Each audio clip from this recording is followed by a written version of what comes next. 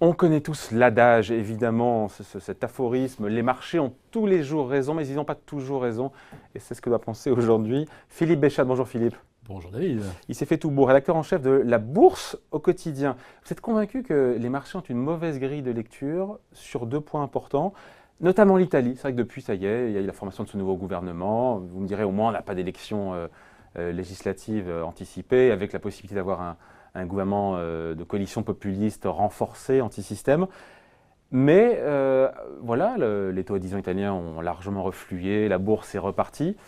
On a l'impression que les marchés sont passés au sujet suivant. Ils ont tort parce qu'il pourrait y avoir de prochains spasmes sur les marchés, notamment quand il s'agira de voir quelle est réellement la politique économique que ce gouvernement va mener. Voilà, déjà bien avancé, effectivement. On ne sait pas qu'est-ce qui sera mis en œuvre. J'imagine qu'il y aura encore des tractations entre M. Tria, le ministre de l'économie, et le président Mattarella. Qui n'est pas eurosceptique, hein. Là, pour le coup, on est tranquille. C'est ce qui a rassuré les marchés, c'est qu'on a eu quelqu'un qui, a priori... Je ferai quand même... je mettrai un petit bémol. M. Tria estime que l'Italie ne doit pas parler d'Italexit, mais estime qu'il faut néanmoins que l'Europe prévoie des mécanismes de sortie non chaotiques de la zone euro.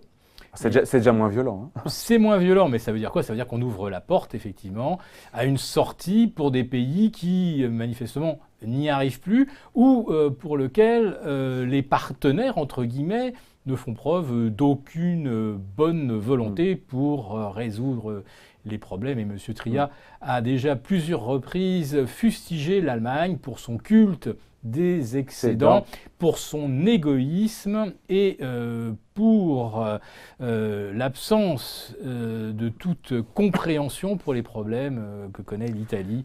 Sur quoi les marchés se trompent, Philippe, pour vous, dans ce dossier italien? C'est qu'ils ont tort de penser que là, le pire est passé, c'est ça en fait? Alors, les marchés, comme le dit l'adage, ils ne se trompent pas, ils changent d'avis.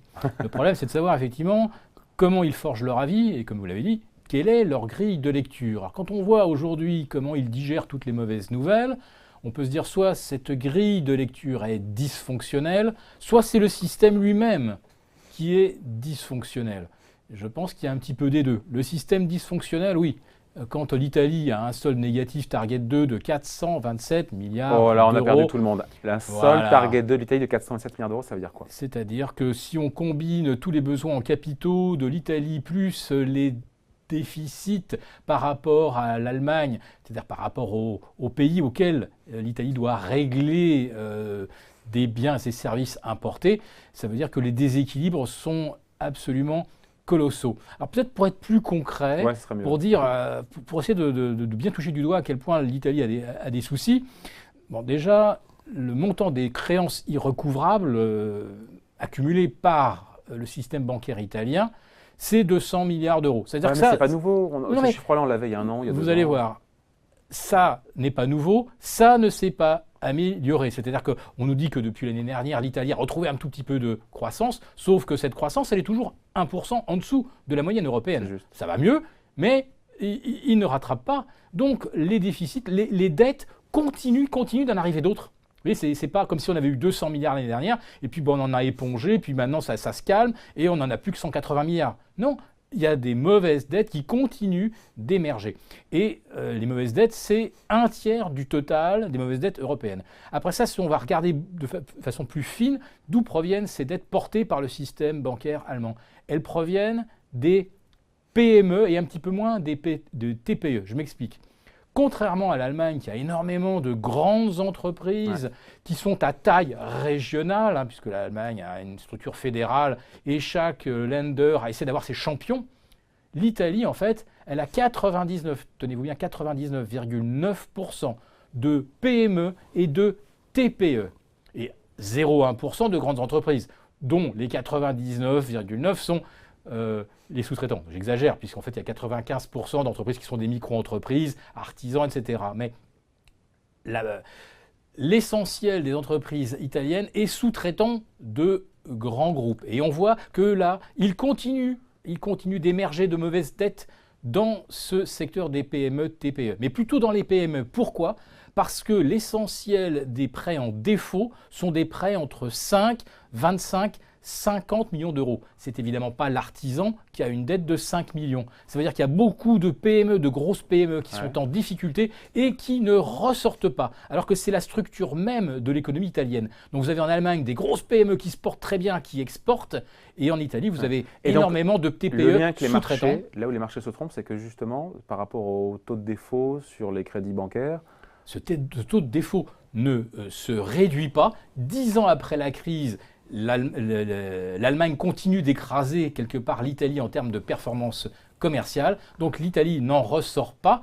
Et en fait, on n'a fait que pousser la canette le long de la rue grâce aux liquidités de la BCE, grâce au whatever it takes. Là, aujourd'hui, on a un changement politique en Italie parce que les Italiens n'en peuvent plus. Et je me demande quel va être le nouveau whatever it takes de Mario Draghi, parce que tous les problèmes... Mais pour l'instant, il n'y a pas besoin. Pour l'instant, les taux à 10 ans reflués, tout rentre dans l'ordre pour l'instant. Pas tout à fait. Le 2 ans est encore à 0,75. Je rappelle qu'il y a un mois, exactement jour pour jour, le lundi ou c'était peut-être le 5 mai, les taux étaient à moins 0,21. Je vous rappelle qu'on est monté à 2,7 sur le 2 ans italien aussi. Oui, ça c'est ce qu'on appelle une hausse paroxystique.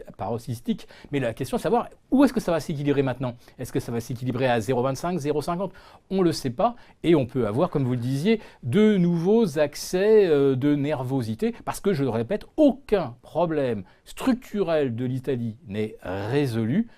Et on n'a aucune volonté, aucun message de l'Allemagne disant qu'on va quand même essayer de faciliter la vie aux industries italiennes. Deuxième point sur lequel, selon vous, les marchés se trompent, c'est sur l'inflation aux États-Unis. Qu'est-ce qui cloche ?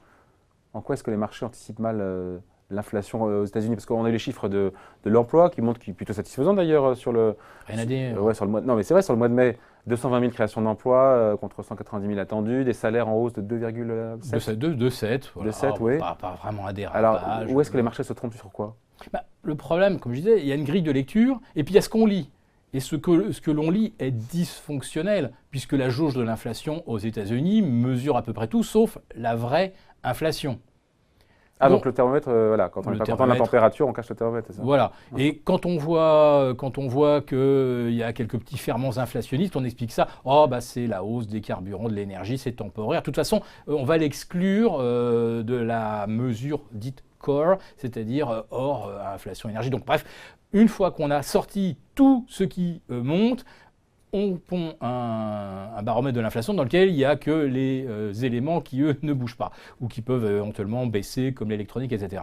Donc cette jauge, elle est dysfonctionnelle.